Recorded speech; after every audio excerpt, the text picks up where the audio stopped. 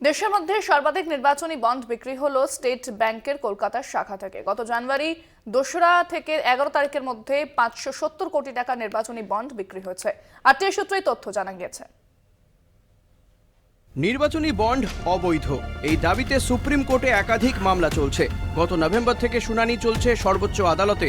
তারপর থেকে গত জানুয়ারি পর্যন্ত 2 দফায় বন্ড বিক্রি করা হলো।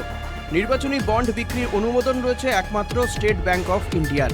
কলকাতা, দিল্লি, মুম্বাই, গান্ধীনগর, হায়দ্রাবাদ, চেন্নাই ইত্যাদি মেট্রো শহরের নির্দিষ্ট শাখা থেকে এই বন্ড বিক্রি হয়।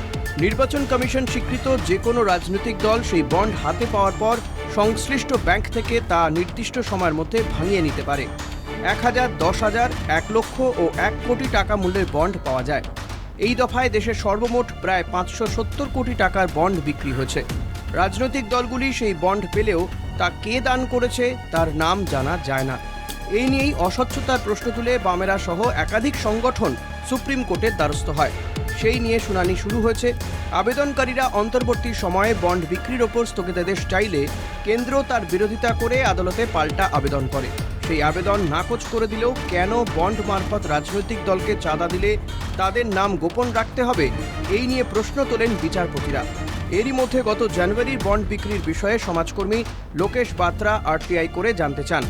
স্টেট ব্যাংক অফ ইন্ডিয়ার তরফে জানানো হয়েছে, বিভিন্ন মূল্যের মোট 897টি বন্ড ভারতের বিভিন্ন শহরের শাখা থেকে বিক্রি হয়েছে।